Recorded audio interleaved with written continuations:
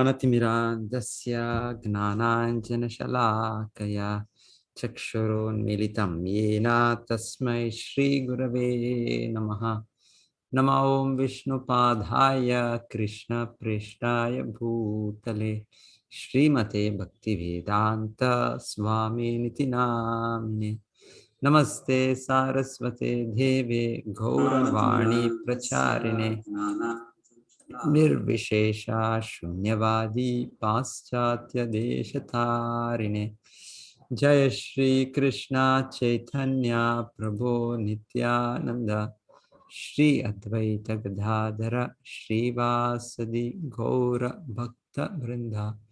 Hare Krishna Krishna Krishna Hare Hare, Hare Ram Ram Ram Hare Hare.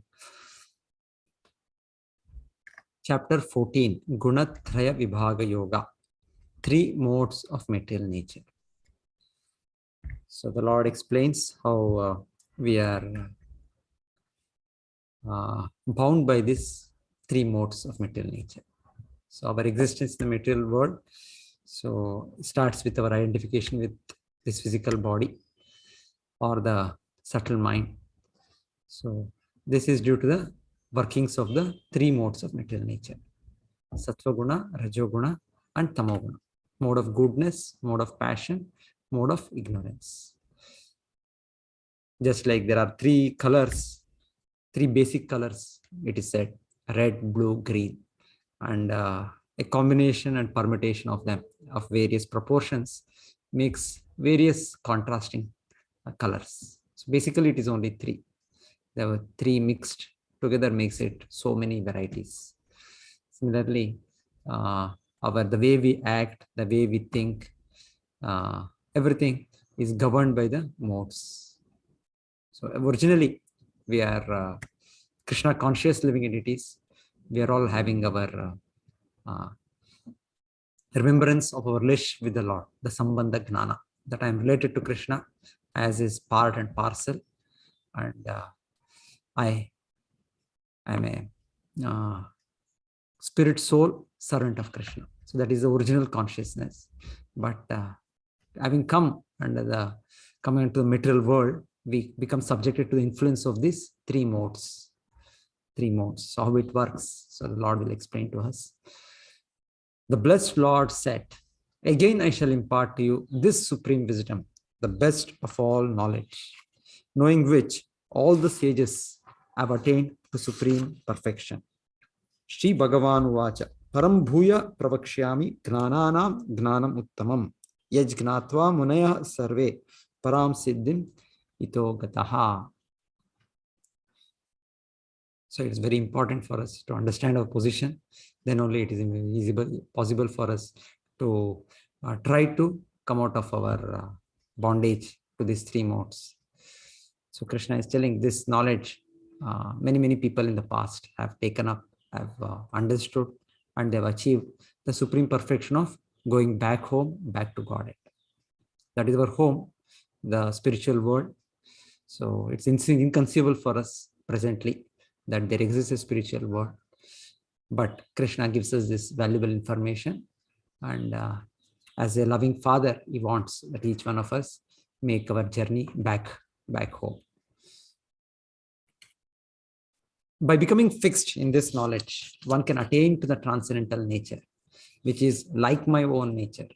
Thus established, one is not born at the time of creation, not disturbed at the time of dissolution.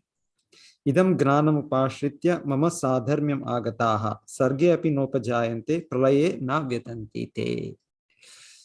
So we have our transcendental nature, Sachidananda nature. Krishna has it always. But our nature becomes covered up by the 3 modes. Instead of our Sat, Chit, Ananda nature, we become identified with the body, which is Asat, temporary, Achit, which is not knowledge, which is full of ignorance. That's why we have to go to school, we have to go to college, we have to study books. And then we are full of Nirananda, we are full of misery. But in our spiritual position, there is no question of any of these things. That's why it is said, Krishna is telling my nature. Krishna's nature is eternally like that. Our nature is also, but presently covered by the modes. So, and then otherwise, if we don't regain that nature now, we tend to again continue our existence in this world, having identified with this temporary material body, birth after birth after birth. So this is going on. So punarapi jananam, punarapi maranam. And it goes on so much so at a time when the whole material cosmos has a time of annihilation. It goes on in cycles of creation and annihilation. As we saw previously, there is the manifestation of the Lord as Mahavishnu. So from whose breathing, unlimited universes come out. So we are in presently a time of maintenance or time of creation of this material world. So we are doing our so many activities. At a time, there is a time when the Lord destroys the whole material universes. So that's why it is said, we go back into the Mahavishnu. So, but if we attain the spiritual transcendental nature, we go straight back home, back to God and the spiritual world, which are always there. So that time, there is no question of again being sent to this material world, again being dissolved. Otherwise, it is said, for trillions of years, we don't know. We are continuously being created for many, many lifetimes, for unlimited. We just cannot even count, cannot even, of course, there's a time, but it is so old, it is said, anadi, because something which is very, very old, to our present conception, very, very difficult to conceive. So it is said, anadi karma phale. It is said as if our karma is itself is anadi. Actually, karma is not anadi, karma is temporary. But because it is so old, sometimes it is said as anadi, because it is so before, the time is so far. Anadi karma phale, badi bhavana vachale. So this is our position. So in the spiritual world, we see here all the devotees, all are in relationship with the Lord, serving the Lord, glorifying the Lord, pleasing the Lord, and they're all having similar nature. They're all having similar bodies. Just like Krishna in the Goloka, he has two-handed body, Vibhuja Muralidhara. In the Vaikuntha planets, Krishna has a four-handed form, that is a Narayana form. So the devotees also, either in the Krishna Loka or in the Vaikuntha Loka, have a similar Sachidananda body, and they're also serving the Lord. They are so happy, blissful in service of the Lord. But presently, our position, Krishna says, Mama yonir mahad brahma tasmin garbham dadamyaham sambhava sarva bhutanam tato bhavati bharata sarvayonishu kaunteya murtayah sambhavanti yaha tasam brahma mahadyonir aham bija pradaha pita. So Krishna is telling that whatever is in existence, whatever living entities are there in as many life forms. So we are, some of us as human beings, some of us, we see some living entities are insects, some are plants, some are birds, some are trees. There are so many. We just cannot even count how many living entities are there. So it is said they all fall into 84 lakh species. That is how the Padma Purana says, Jalaja Navalakshani.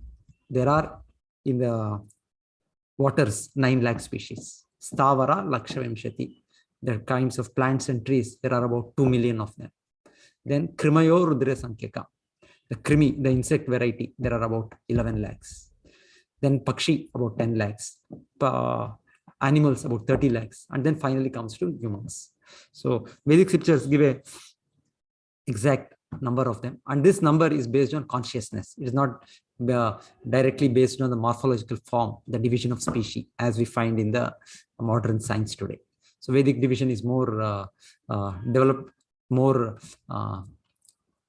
depending on the consciousness level of the living entity. The lower the consciousness, the lower the modes, the tamoguna.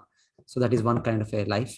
More higher, the sattva-guna, that is another kind of life. That's how this 84 lakh species comes about by the different interaction of the modes of nature.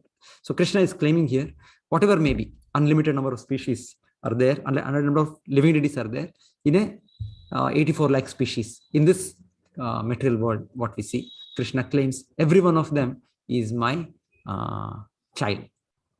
Just like a father, mother can claim my child. So Krishna is claiming all of us as his child. He says, Aham bija pradaha pita. I am the seed-giving father. So though in the time of creation, there is a position of Lord Shiva and Durga giving us material body, but the soul per se is part and parcel of Krishna. In the next chapter, Krishna will say, Mamaiva amsha jiva loke jiva bhutaha sanatanaha. So every living entity, every spiritual particle is my amsha, my part. So here Krishna is telling, I am the father, I am the seed-giving father. So Krishna is not very happy that we have come to this material world. That is why he has accompanied each one of us as Paramatma. See, in his unmanifest form. Krishna is there, but we are not able to see him today. So unmanifest, he is there. So he comes as a loving father, accompanies, he makes all arrangements. So in the material world, Krishna has made all the arrangements for our for fulfilling all our desires. So many desires each one of us have. Somebody wants to fly, somebody wants to eat this kind of food item, somebody wants to dominate. So we all of us have all these desires to various degrees, and Krishna has made arrangement in 84 lakh species to fulfill all our desires. So it is said, such huge grand arrangement, such grand arrangement. Okay, you want this kind of food, so you get this kind of a body, a tiger's body, where you can enjoy raw flesh. Or you want another kind of a food, yes, you eat to become a snake, you can just gobble up. Or you want some other kind of food, another living entity. So like this, or you, whatever propensity, whatever desires each one of us may have, Krishna has made such a grand arrangement. Just like when we go purchase anything, suppose I want to buy a car. There is so much variety. There are so many choices, so many colors, so many speed it goes, so many comforts inside the car. So many things in every way, every field. Variety is the mother of enjoyment. So Krishna, in the spiritual world, those varieties are eternal or permanent. In the material world, it's an imitation. It's a Krishna has created out of this gross matter so much varieties, but it's a temporary phenomenon. But it is there because only by variety we enjoy. So Krishna has created so many species, and we are continuously going from one species to another, one species to another. But whatever it is, the Krishna is saying, I am the seed-giving father. I am the source. I am the source. Right from Brahma to the smallest living entity. So Krishna is the father. Krishna is father of everybody, all the devatas. Generally, Brahma is said to be the grandfather because Brahma is the secondary creator who gives us this body, builds up all the different kinds of machines, what we have, different kinds of planetary systems, all that is creation of Brahma. So Brahma is from whom we get the Prajapatis, then the Manu. It comes off one after another. How the living entities, as humans, as plants, they come. So Brahma is said to be the Pitamaha. But in the 11th chapter, we saw Krishna being addressed as Prapitamaha. Arjuna said to Krishna when he saw the Vishwarupa, you are father of the grandfather.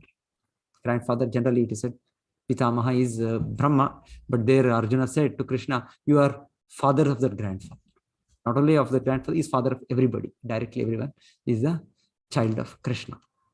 We are living entity, we are spirit soul. Spirit soul is part and parcel of Krishna. So Krishna says, I am directly the father. It should be understood that all species of life, O son of Kunti, are made possible by birth in this material nature, and that I am the seed-giving father. Yes. So if that is our position, then why this forgetfulness? Why this present misery? Why this present suffering? Because Krishna is Sachidananda, being his part and parcel, we are also supposed to be in that position. So that is because of the effect of the three modes. It is said, Krishna bhuliya jeev bhogavancha kare. Nikatastha maya tare jhapatiya dhare. It is said, as soon as we forget Krishna, as soon as we develop a desire to independently live, to dominate. So Krishna as creates, or rather his material energy captures us and then puts under this ignorance, this forgetfulness, and then in this position of being independent, being a enjoyer. So everyone of us in this world, we find even a small ant, it has this propensity to enjoy. It is there for every living entity. So at the moment we have that independent desire, this material energy captures us. And it is by the workings of this Sattva, Rajas, and Tamas. So that's why we see here the three Shakti of the Lord: Sattva Guna, Rajoguna, Tamoguna, Daivi Shakti, Durga Shakti. So she's composed of three natures, and she is actually working under the direction of Krishna. Just like the government doesn't want to create a prison house, but it's a necessity. Whenever it plans a huge city, there is also a prison house that is created, because the government knows that there are some people who will not follow the laws and there will be disturbance to the general populace. So they create something called a prison, and they create something called criminal laws. So they do that. Similarly, in the spiritual world, the Lord knows the living entities who are there. Some of us will definitely disturb the other living entities, other devotees. So immediately we are sent to this material world under the influence of the three modes of material nature. So it is a criminal department of the Lord. It's like a thankless task, just like a police. Police is also a department of government, but it is not liked by everybody. Other departments, definitely we like to take so many advantage of government facilities, but criminal department, police, means we are little afraid. We are little, of course, only afraid of as a person who is criminal is afraid, but it is a necessary department. The police department is a necessary department. Similarly, the three modes of material nature, the Maya Shakti, is like a thankless task taking up on behalf of the Lord. So how she manages? Material nature consists of the three modes: goodness, passion, and ignorance. When the living entity comes in contact with nature, it becomes conditioned by these modes. Condition means become like forced to act by that influence. Just like suppose you put a glass in front of me, and now I cannot see properly, so I have spectacles. But if I have this glass which is red tinted, I will see everything red. I'll have a glass, suppose green tinted, I will see everything green. Yellow tinted, I'll see everything yellow based, yellow contrast, yellow color. So it's like that. This modes are something which binds the living entity, jiva, and conditions the way we see, the way we hear, the way we think, the way we act. So that's how presently these modes are working. But somewhere in the human form of life, this freedom is there to understand these modes and to get out of these modes. So that's how it's a very, very responsible life of human beings. In the lower life forms, it is like conditioned, and so much conditioned, so much under the influence of nature, hardly any freedom for them to choose, to select, to think. It is already programmed, the way they think, the way they act, they react. So we are also many times, by our previous experience, we are also conditioned. That's how we learn.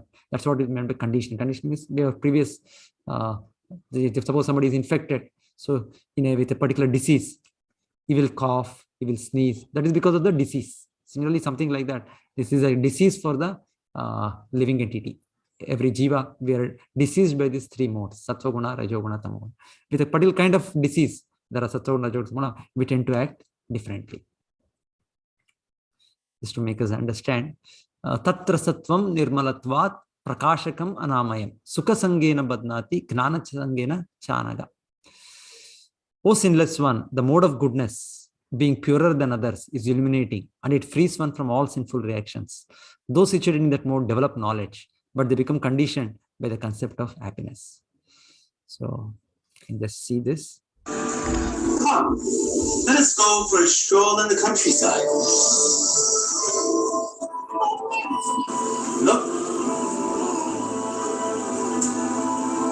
I brought us a healthy picnic lunch.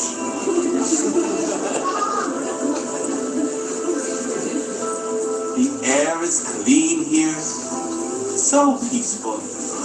Here we can get away from the agitating elements of the city. Yes, Sattva-guna, it was just explained how Sattva-guna person he likes the nature.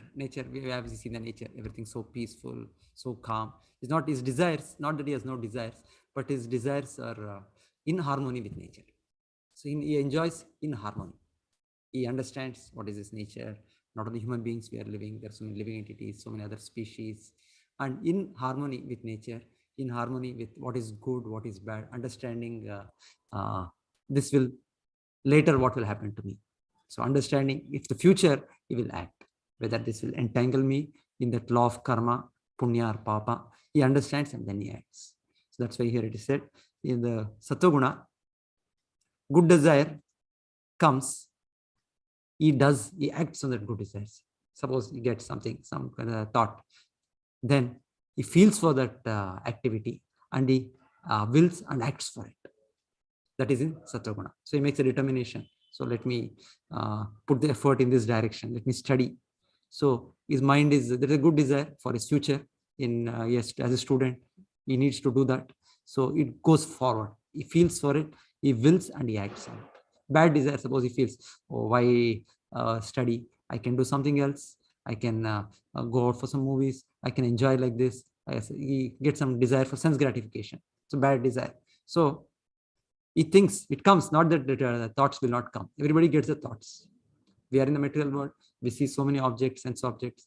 We feel to enjoy the sense objects. So it comes to him. But it is said, it breaks. Our thinking cycle itself, he will not allow it to go further. He breaks it.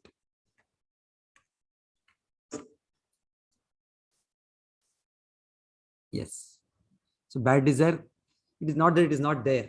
Being in this infected material world, each one of us have the exposure to all these things, either a good desire or a bad desire. But a person in Sattva-guna or predominant of Sattva-guna is able to stop it at thinking level.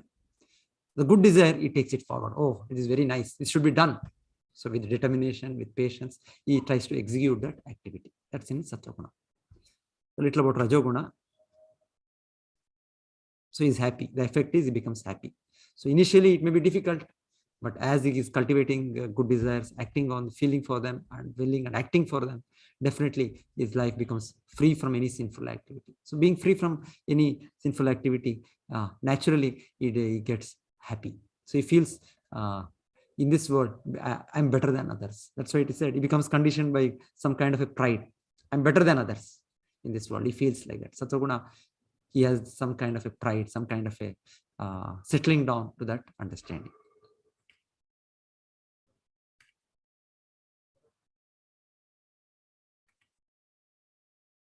Then Rajoguna, let us see. Just having. What are you doing, man? Out here working on your tan? Money's the honey Sunday! I bet you forgot about Susie, didn't you?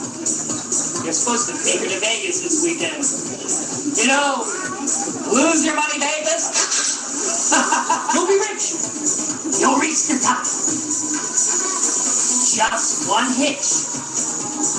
You just got stuck. Just keep getting.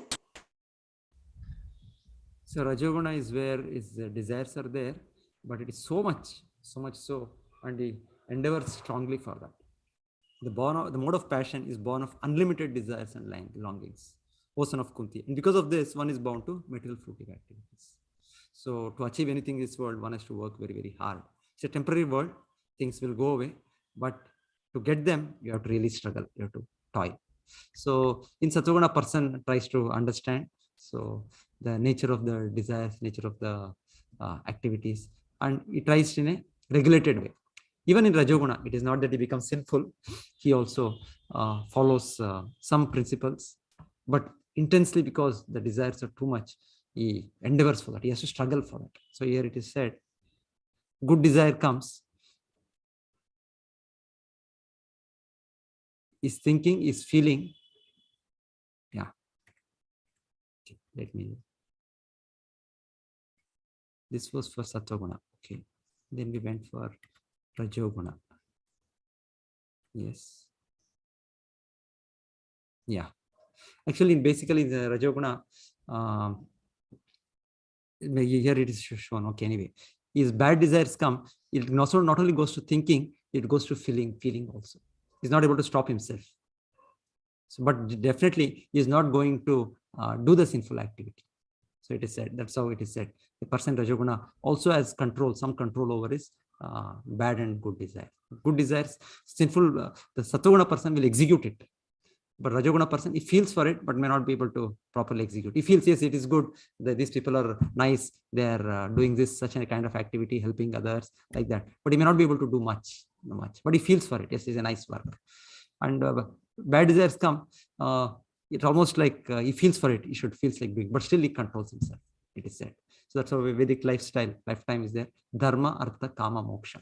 So person used to do some religious activity, then get some economic development, then satisfy his senses. So he also tries to follow the rules and regulations. That's the Rajoguna. So Tamoguna is where the desires become too much. The examples being shown, the person cannot control himself. So his bad desire takes over and he has to commit a sinful activity. That's a Tamoguna person. That's a tamasic person. So we all have a rather combination of this sattva, rajas, tamas. Some situations we exhibit sattva, some situations we exhibit rajoguna, some situations we exhibit tamoguna. It's not that purely we are in one mode only. What is predominant, that decides the position. The Brahmana is supposed to be predominantly sattva, Kshatriya is supposed to be predominantly rajoguna. They enjoy the material world, but in a regulated way, as per the scriptures. And more we become irregulated. That takes us to tamoguna, tamasic life, a life of irresponsibility. So rajoguna, it's also said, this material sense enjoyment, we have to struggle very, very hard, very, very hard. So nothing comes free in this world. So we have to really endeavor very, very hard. Yes, this is tamoguna.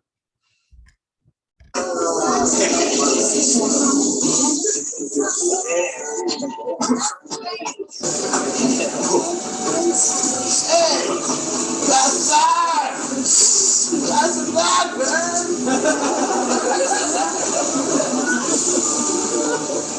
I think you just need to chill with me.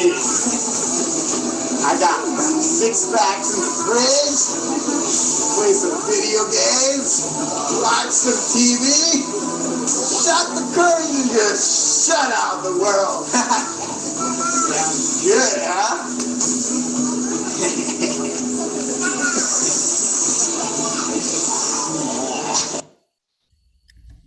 Yes, this is a typical tamoguna. Typical tamoguna is a person completely taken over by the senses. So here it is shown. The good desire comes and bad desire. Bad desire, he has to commit the action. It comes, he just cannot control himself. The person gets, suppose a drug addict gets the thought of taking some drugs, he cannot control himself. Whichever way he has to execute it. He has to steal, or he has to, whatever, some way he has to get it. So he just cannot hold himself. So good desire comes, he stops the thinking level. He feels sometime, this is not good, I should not do this. Or sometimes he feels other people, the way the other people are engaged, he feels for it. He thinks about it, but it doesn't go to feeling and willing. So the different aspects of consciousness, thinking, feeling, and willing. So the sattvic person, the bad desire is able to stop at the thinking level. The good desire is able to take it forward. The rajoguna person, the bad desire comes to feeling level. Good desire also comes to feeling level, but he is confused, he is disturbed. That's why he is not able to, sometimes this way, sometimes that way. But tamoguna person, he acts completely opposite. The good desires, he is not able to take it forward. He just stops there. He just wishes, maybe, but cannot do anything about it. The bad desire completely takes over his personality. And that's how it is said, it's a very peculiar condition of a living entity. Originally, we are pure spirit souls, but the modes take over us, and our activities become that way. So we find people doing so many activities, terrorism, so many murders, so many things in society, unwanted activities, antisocial activities. That is because the tamoguna has taken over completely the person. The person feels convinced, rather he feels convinced to do that activity. Oh, I'm right in doing this kind of an activity. So that is a way of tamoguna. So what happens by these activities? Generally, the mode of goodness conditions one to happiness. He feels, because I'm better situated, I know what is good, what is bad, what will bind me, what will liberate me. So he becomes somewhat satisfied. He doesn't think about, he says, what has God to do with me, with my life? I am not harming anybody. I am not troubling anybody. So this is my life. So he doesn't understand the real thing. The Lord is the source, is the cause for everything. He's a controller of everything. So he just becomes with whatever little pious life of satisfying his senses regulatedly, of helping little others. So he feels, I'm happy. This is God for me. So that's how sattva people, many people, they become settled down in that. Rajoguna is where to achieve some temporary things, he has to struggle very, very hard. So suppose in the city life, to construct big skyscrapers, to construct big So much one has to endeavor to get this money. Nothing comes free. So one has to endeavor hard. That is the life of Rajoguna. So mode of goodness, passions, conditions one to happiness. Passion conditions into fruits of action. So if he gets that fruit of action, he is very happy.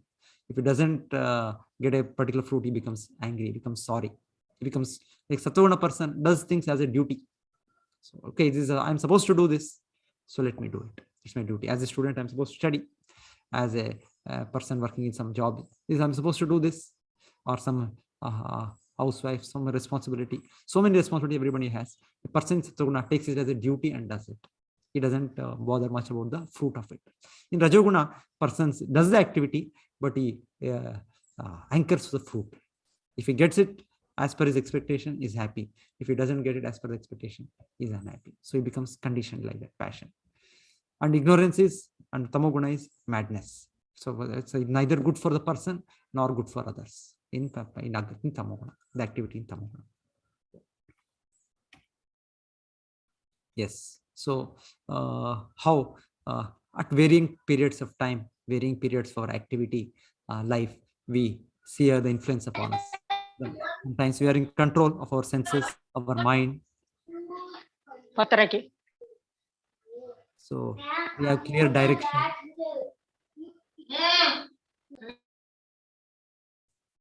That is in Sattva.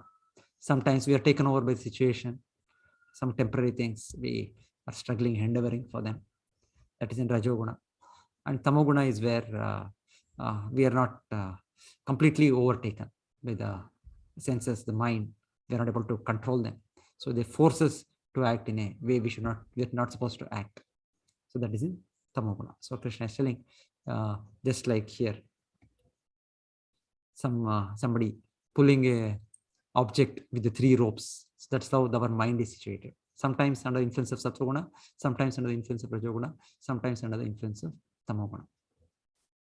But we have to strengthen, it is said, we have to strengthen our the mind by association with more and more of Sattva, and more so in contact with Krishna, we can come out of even the Sattva. We come to a situation called Shuddha Sattva, or transcendental goodness, pure goodness. One is goodness, but another is called pure goodness, transcendental goodness. Predominantly, this picture is showing the Devatas, the living entities in the higher planets. They are all situated in Sattva. They've all cultivated these higher modes of nature by their regulated life, by their following the scriptures. So they are predominantly in Sattva. They don't have these base natures. In the middle is situated the human lives. We are situated more of Rajoguna. And Tamoguna is life of animals. That way also it is said. Predominantly they are in Tamoguna. So they don't bother. So we see the living entities, in some living entities like dogs, cats, they eat their own offspring. It is how it is possible. The parents themselves eating their own children. It happens like that. The nature is created them like that. Or after some time, when they have taken care of the children, then after them they push them out. They no longer feel the emotions for them. So all this natures, this is very much visible, anger and all that in the lower life forms. That's in Tamoguna. So that's why it is said Sattva is predominantly the upper living entities in the higher planets, higher species. Middle is human life, more or less. Lower modes is animal life. That is what this is showing. The manifestation of the mode of goodness can be experienced when all the gates of the body are illuminated by knowledge. The gates of the body means the senses. The senses, we are able to see correctly. We are able to hear properly. We are able to taste things properly. So everything, the way it is interacting, it is experiencing is with knowledge, with as it is, with reality. That is said to be in mode of goodness. In passion, it is covered by the propensity to enjoy. So in Tamoguna, it becomes even more. O chief of the Bharatas, when there is an increase in the mode of passion, the symptoms of great attachment, uncontrollable desire, hankering, and intense endeavor develop. These are all symptoms of Rajoguna. Intense endeavor. hankering, uncontrollable desire, great attachment. So we are not satisfied with a small house. We want a huge bungalow, huge palace. We are not satisfied with a small conveyance. We want a very huge. Everything, whatever you may take, the desire, we are not satisfied with a minimum. We want more, more, more, more. That's how Rajoguna works.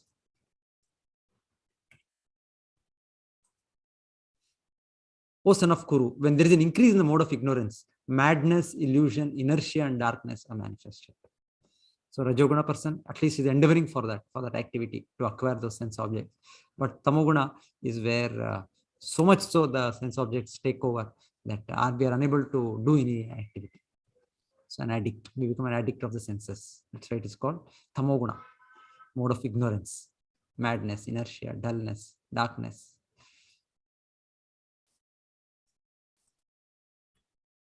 So then what happens as we cultivate our activities, cultivate our modes, how we live in this world, either Satvaguna or Rajoguna or Tamoguna. At the point of death, we are predominantly fixed in one kind of a consciousness.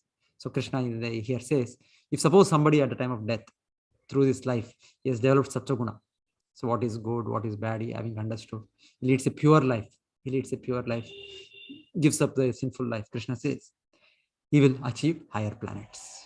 The higher planets is the planets of the sages, planets of the devatas, so who are situated in Satvaguna. So one will get their company and further progress into higher and higher life forms, maximum up to Brahma Loka. So we are situated in the Bhuloka. Above us is Bhuvar Loka, Swarga Loka, Jana Loka, Tapo Loka, Mahar Loka. They are all situated in higher and higher grades of Satvaguna. The more one is in Satvaguna, the more one will be able to go to higher planets. So it is not that we manufacture some Sputnik, we manufacture some rocket, and we can go to the higher planets. No, it is not possible. So in fact, we go also, they can deflect us to somewhere else. So Acharya in that sense says, because these higher planets are mentioned in the Vedic scriptures, and unless one cultivates Satvaguna, he cannot stay there permanently. He may go for some time by some force, by something, but he will be sent back.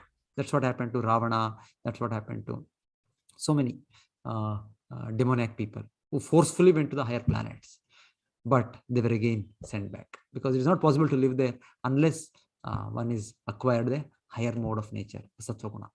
Their bodies are more subtler, their activities, everything, they have a more higher, longer lifespan. Everything is different in higher planets. So Krishna is telling, one has to go to higher planets, he has to cultivate Satvaguna. So at least the benefit of cultivating Satvaguna is we achieve a better birth in a better planet. But we suppose continue in this Rajoguna, in this material world, the more or less the civilization, present civilization, pushes us towards Rajoguna. So we live in this way. We may continue to get a body after this life, similar body, to fulfill our desires. So when one dies in mode of passion, it takes birth among those engaged in fruitive activities. Those engaged in fruitive activities. So I do this activity, what will be the immediate result for me? And when it dies in the mode of ignorance, it takes birth in the animal kingdom. The mode of ignorance, as we saw, the activities of complete sense gratification, complete without understanding of ourself, complete ignorance of our real identity. So the ignorance. So Krishna says, because we still have those desires, Krishna makes it possible for us to fulfill those desires in the lower life forms. So as we desire, Krishna is giving us the opportunity. So Krishna is a loving father. As a loving father wants to fulfill the desires of his children, Krishna has created all these different life forms, different planets to fulfill them. So we are still having those desires. I want to enjoy like this. I want to eat like this. I want to have sex life like this. So I have all these desires. Krishna similarly has given the 80 lakh species below us, the lower life forms. So Krishna is saying, if we continue to stay in the lower modes, so this will be our next life. So we heard the story of Bharat Maharaj. Generally, it doesn't happen. He's a very great transcendentalist, but somehow became attached to a deer. And because of that attachment, it is said, though he was not in Tamoguna, he was not a tamasic person, but just as a lesson to us how careful we should be, he was given a body of a deer, but still he remembered his previous life. That is an exception. But otherwise, we don't find in an animal species, they are understanding that there is a Lord, that we have to become a devotee of the Lord. It is beyond their understanding. Dharma, There is nothing like that for them. It is said, Ahara Nidra Bhayamaitunascha Samanimetut Pashubir Narana Dharmo Yeko Adiko Vishesha Dharma Vihina Pashubi Samana. So it is said, 4 activities are common for all the living entities. One is Ahara, eating. Another Nidra, sleeping. Another is Bhaya, fearing or defending. Then Maituna, sex life. So all of us, all living entities are doing. This is common. But what is extra for a living entity in human form? Dharma. What is Dharma? To understand myself, to understand God. So what to do, what not to do. So Dharma. So if I don't take up Dharma, then I am as good as an animal. And I and Pashu are the same. So it is said, the result of cultivating tamoguna, the result of cultivating more engaging in sinful activities, the prime sinful activities, it is shown here. Eating meat, intoxication, gambling. So these are prime sinful activities. They are the pillars of sinful life. Then the further sinful activities start later, one after another. So if we cultivate all this, or if we remain in these modes, we may not even get a human life. Because sometimes people think human life is a blessed life. We continue our human life. Even if we die, we can get back our human life. No, there is no guarantee. If we are in Satoguna, we will get transported to higher life form in the upper planets. If we live in predominantly Rajoguna, we may get a human form of life. But if we cultivate Tamoguna, then there is every chance that we go back to lower life forms. That's why how many living entities are taking birth, from where they are coming, how they are coming. So many unlimited living entities, unlimited varieties. So it's all the transmigration of species going from one life form to another. So generally, the progression comes from the lower life forms, promotion from aquatics, insects, birds, animals, finally human being. The promotion happens. Human being is where either we can get promoted further or we can get demoted. Both ways it is possible. Urdham gachanti sattvasta madhye tishtanti rajasa jaganya gunavrittasta adho gachanti tamasaha. So Krishna says urdham gachanti. Somebody will go up if he is in sattva. Somebody will go down if he is in tamoguna. Karmana sukrutasyahu satvikam nirmalam phalam rajasastu phalam dukkam ajnanam tamasa phalam. By acting in the mode of goodness, one becomes purified. Works done in the mode of passion result in distress. So it is said, goodness, it is shown here. Somebody understanding the existence of the Lord, worshipping the Lord, respecting. So different devotional activities one does. So that will make him purified. And another is the life in this cities. Generally the way it pushes us, makes us work hard, busy, with no time for any spiritual life. It is said it results more and more in distress, the Rajoguna. And Tamoguna, actions performed in mode of ignorance, there is no understanding, there is no reason. Somebody is just driven by the senses. It's just like somebody is having no entry to go even upstairs. It is completely blocked. It results in foolishness.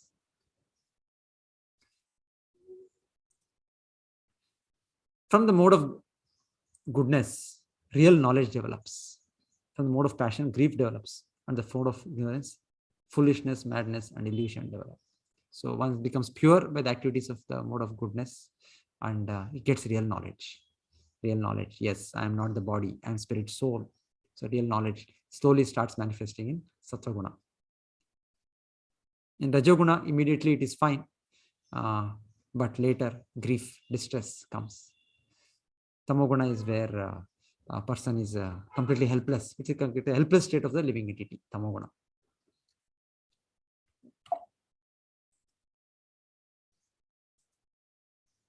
Yes. Those situated in the mode of goodness gradually go upward to the higher planets. Those in the mode of passion live on the earthly planets. And those in the mode of ignorance go down to the hellish worlds. Yes, this is the cosmology, how we are situated in the middle level. There it is said upper planetary systems, middle planetary systems, and lower planetary systems. So we are in the middle planetary systems, Earth, Bhur, Bhuva, Swa. So we are in the middle. The higher is Maharjano Tapo Satya. Lower further is Atala Vitala Sutala Talatala Mahatala Rasatala Patala.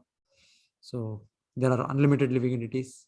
So it's not that other planets there are no living entities. Only in the Earth we are living entities. No, life is there everywhere. We find even in Earth, life is everywhere.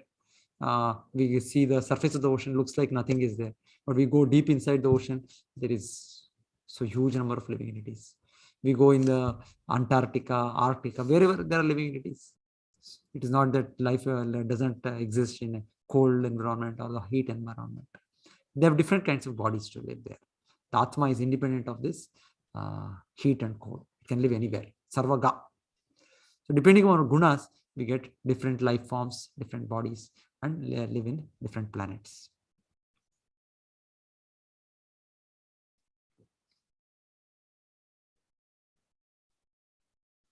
So this Durga Devi, she is supposed to be the controller of this material world. Durga means very difficult to cross over.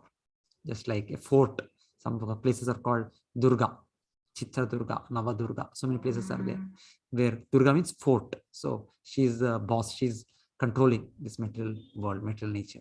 She is controlling this material energy, three modes, Sattva Guna, Rajoguna, Tamoguna. So she is actually the shadow of Halladini Shakti. Halladini Shakti is the Lord's internal potency, the Srimati Radha Rani. So her expansion, manifestation, she is Durga Devi. She is controlling us, holding us in this material world. So long we are having this independent propensity, so she will control us. The moment we become obedient, she will immediately leave us. Just like a police, they don't have any business of punishing a good person, a good citizen. It's only for the criminal the punishment is given. So Durga Devi is having this Trishula, continuously giving Adhyatmika, Adi Bhautika, Adi Devika, three kinds of distresses. The distress of our body, of our mind, like diseases, like so much anxieties, or some suffering from the devatas, like too much rain, no rains, too much heat, no heat, too much cold. All that happens. Variations, famines, volcanoes, earthquakes, so many things. So Adhyatmik, Adi Bhautik, Adi Daivik. So other living entities unnecessarily become envious of us. They give us trouble. So this is a Trishula, three tapa. So Durga Devi is continuously giving us this. So under her influence, we experience what is called Jadananda, material pleasure. But otherwise, the spiritual pleasure, it comes under the Halladini Shakti, the real spiritual pleasure in service to the Lord. When you see that there's nothing beyond these modes of nature in all activities, and that the Supreme Lord is transcendental to all these modes, then you can know my spiritual nature. So in this material world, we analyze, we try to understand. So one of these modes is acting. Continuously it is acting. It's acting on my consciousness, and it's acting in the world outside. One of these modes, either in Sattva or in Rajoguna or in Tamoguna. So the Lord will explain in detail further in the chapters to come. 15, 16, 17, 18, that various ways we can understand our personality, we can understand our activities, which are how they are influenced by these different modes. The foods we eat, the sacrifices we perform, the determination which we work, the kinds of work we do, the intelligence what we have. So all that Krishna explains in these different modes, as this chapter is giving a overall introduction about the three modes, the effects of these three modes, the results of these three modes, what we can see in this world itself, and next our future after giving up this body. So all this Krishna explained as a brief introduction in this chapter. Sattva-guna, Rajoguna, Tamo. Details the Lord will explain. So the Lord says, if you can understand this science of the three modes, how it works, how the activities are influenced, and I am above these three modes. Krishna doesn't come under this three modes. Sometimes people say, oh, Krishna also took birth. Krishna also had a body like us. No, Krishna's body is spiritual body. Krishna is not working, is not being influenced by the three modes. Sattva-guna, Rajoguna, Tamoguna. That's why Krishna says here, if one can understand my situation, my actual position, then he also doesn't have to take birth in this world. When the embodied being is able to transcend these modes, he can become free from birth, death, old age, and their distresses, and can enjoy nectar even in this life. Yes. So getting freedom from the senses, from the grip of these modes. So Krishna is telling, even in this present lifetime, even in this present life, we see the life of great sages, pure-hearted sages, acharyas. Oh, they are blissful. You see Prahlad Maharaj, externally it looks like his father is trying to kill him. He must be really tense. He must be anxious. He's without any cares, because he's completely taken shelter of the Lord and is situated above the three modes. So he's enjoying moment to moment, great nectar. That's why his name Prahlad. Prakrishna Rupena Ahlad. So even a situation like that, we tend to see situations outside and think this is affecting me. I am sad, I am happy, like that. But irrespective of any situation, somebody can be situated in such spiritual consciousness. Prahlad Maharaj is situated in such consciousness. So it is inside transformation. External situations are immaterial. We can see in their life. So because they are above the three modes, they know, they have understood what are these three modes. In one place, Prahlad Maharaj says, I cannot understand why people are so much envious, why the people live the way they are living in this world. Because he is always in Shuddha Sattva, always in Krishna consciousness, in connection with the Lord. This world, it seems to be to him a pure devotee like that, very, very unnatural place. What is this place? What is this divinity? So we can just, by their words, by their actions, we can get a glimpse about the Shuddha Sattva Guna. So Krishna is telling, it is even in this life, if we can cultivate Shuddha Sattva Guna, we can transcend these three modes. We can get free from all the distresses of this life, and we can taste real happiness.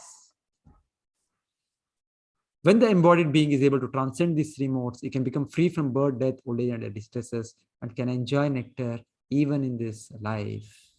The same thing. There is a small, let us go further. Should we hear this kirtan? I don't know.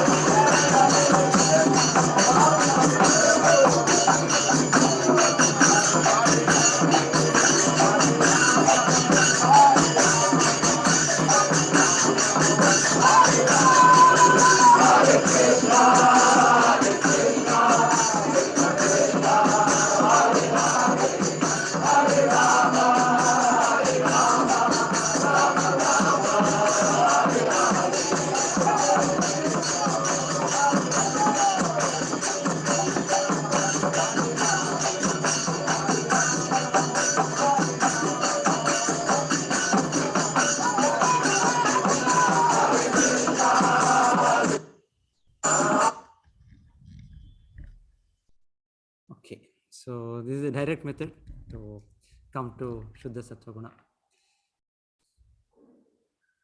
Arjuna inquired, "O my dear Lord, by what symptoms is one known who is transcendental to those modes? What is his behavior and how does it transcend the modes of nature?" Yes. So because our goal is to achieve Shuddha Sattva Guna, our goal is to transcend. All the three are infections. Just like you go to a hospital, not to be in the hospital. That is our natural state. To be in a healthy state is our natural state. So somebody may go to the hospital as an outpatient, and somebody may go to the hospital and get admitted to the ward. Somebody may go there and become admitted to the ICU there. So they are like Sattva-guna, Rajoguna, Tamoguna. Sattva-guna is where somebody like an outpatient is going and doctor is giving some advice and is telling, "Don't worry, don't you take this medicine, whatever I've given. After a week, you are all right. You just come back and just let me have a check." That is like outpatient department, Sattva-guna.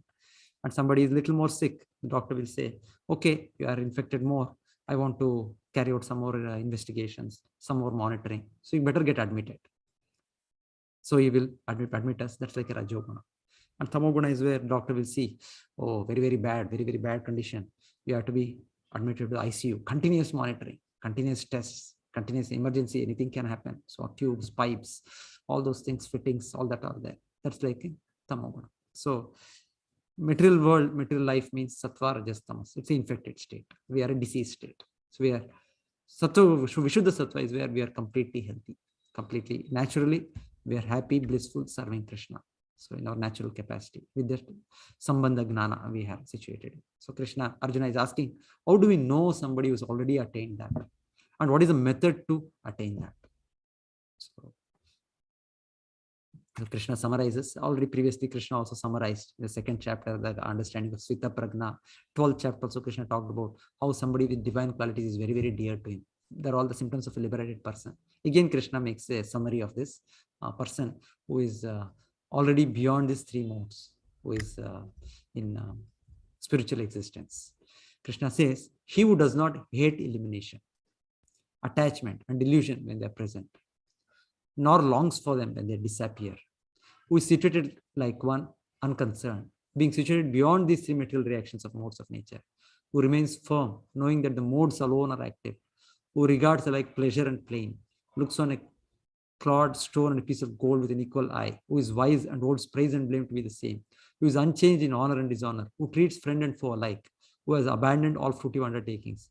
Such a man is said to have transcended the modes of nature." Krishna sums up basically. Previously also Krishna talked about the symptoms of a self-realized person. He is free from all petty desires of the material world.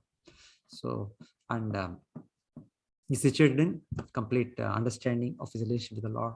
He is in devotional service. He surrendered to the Lord. So those are all his symptoms. So Krishna is telling, having achieved the position, he becomes indifferent to the dualities of this material world. This world is a place of duality. Something is happy, something is unhappy, something hot, something cold, something positive, something negative. That is the nature of this world. But he knows a temporary world. It's a temporary existence. So having tasted real spiritual life, having been situated in that real life, he tolerates this dualities. That's why Krishna is telling, he treats friend, foe alike. He unchanged in honor and dishonor. Because he knows this is all pertaining to the body. It is nothing to do with the soul. Somebody calls me, "You are a foolish dullard." Yes, my body, definitely my body, due to my previous karma, whatever, it may be dull-headed. So he knows, but I'm not this body. "Oh, you are so ugly." Okay, yes, by my whatever, the body I got is like that. What can I do? So, but he is indifferent. He knows, as a spiritual soul, I'm different. So like that, being in spiritual position, spiritual identity, person becomes indifferent to the material things. So that's why it is said here, the symptoms of a self-realized person. He lives like that, moment to moment, second to second. So we, for some time, we are in touch with this understanding. So our knowledge is invoked. We are able to take things positively. But many times we are not in this consciousness. So we tend to come back to our bodily platform, bodily consciousness, and the lower modes take over. But a person in Sattva-guna or Shuddha Sattva-guna continues second to second, moment to moment in that spiritual consciousness. So sometimes somebody was asked, Srila Prabhupada, our great founder Acharya, some devotees approached because Acharya was lying on the bed. He was in the because of some disease, particularly I think in the end time of his life. So definitely somebody is diseased, somebody is in the bed, he will have so much pain, and like generally it is so. When we get little toothache, something, we feel so much, wow, so much pain is there, so much uneasiness, discomfort. But for a great Acharya, nothing. So somebody asked his disciple, Prabhupada said, Maya cannot touch me, because Acharya is situated in pure goodness, in samadhi on the Lord. He said, don't think that I'm like this body is something. I'm affected by the lower modes, because we become affected. Somebody talks to us also, we start shouting, we start yelling because of our pain, our disease, like that. We become overpowered by situations, circumstances. But a pure devotee, a liberated soul, is always in samadhi on the Lord. Externally may look like situation like that, but internally, because it's samadhi on the Lord, it cannot affect these lower emotions, lower feelings. This cannot affect them. They're completely beyond these modes of nature. So how to achieve for us? We are not in that position, but we want to get to that position. How to go, how to reach that? So Krishna says, here in this chapter, Krishna gives a direct method. Though there are so many methods of slowly elevating consciousness through the gnana, through the yoga process, but the permanent and the easiest and the straightforward method, Krishna openly declares, again re-emphasizes it to us. Mam chayo avyabhicharena bhakti yogena sevate sagunan samatityaita brahma bhuyaya kalpate. The direct method of bhakti. Bhakti yogena. Bhakti yoga means by the method of hearing about Krishna, by the method of chanting Krishna's names, by the method of remembering Krishna, by the method of worshipping, Shravanam, Kirtanam, Vishnu Smaranam, Archanam, Vandanam, Dasam, Sakyam, Atma Nivedanam. So 9 processes of rendering devotional service, Bhakti Yoga process to Krishna. Krishna says, if somebody is engaged in this process, immediately he will come out over the 3 modes. So we can experience this as we chant the Hare Krishna Maha Mantra. Hare Krishna, Krishna Krishna, Hare Hare. Hare Rama, Rama Rama Hare. We do the japa, we do the kirtan. Immediately we feel ourselves free from the lower modes. So we have to continue this methodology of chanting, of hearing about the Lord, about serving the Lord in different capacities, different ways. So we have to add Krishna into our life and make our life spiritualized. So Krishna is telling this is the easy process to come out over the 3 modes of material nature. Brahmano hi pratishthaham amritasya vyasya cha shashvatasya dharmasya sukasya ikantikasya cha. So this Brahman platform, this understanding, I'm not the body, I'm spirit. So this is also the platform the impersonalists they are trying to achieve. So this understanding that I'm not the body, I'm spirit, soul, I'm one with the Lord. They want to become merged with the Lord, the Brahma Jyoti. The Brahma Jyoti is actually nothing but the bodily rays, bodily effulgence of the Lord. Just like we have the sun and the sunlight coming out from the sun. Similarly, this Brahma Jyoti is nothing but the bodily covering of Krishna. It's a Krishna shine, which is called Brahma Jyoti. So Krishna is openly declaring here, I am the basis of Brahma Jyoti. Sometimes the spiritualists, they get this understanding, I'm not the body, and they stay there with that understanding. They don't understand further that Krishna is the basis of this Brahma Jyoti, and they don't enter into devotional service to Krishna. So Krishna is telling to them, yes, I am the basis. Because you want that understanding, you want to merge into that existence. Okay, so you are allowed there. That's what Krishna is saying here. The Brahman realization is based on him. The Brahman is based on him. He is the source. Brahmano, Krishna is the source for everything. Brahma, Paramatma, and Bhagavan. The 3 levels of self-realization. The first realization, Brahman realization. Second realization, Paramatma realization. Final realization or complete realization is Bhagavan realization. Okay. So this is a chapter on the 3 modes. Thank you, everybody. So tomorrow Karuna Prabhu will come. Karanamai Nimai Prabhu will come, and he will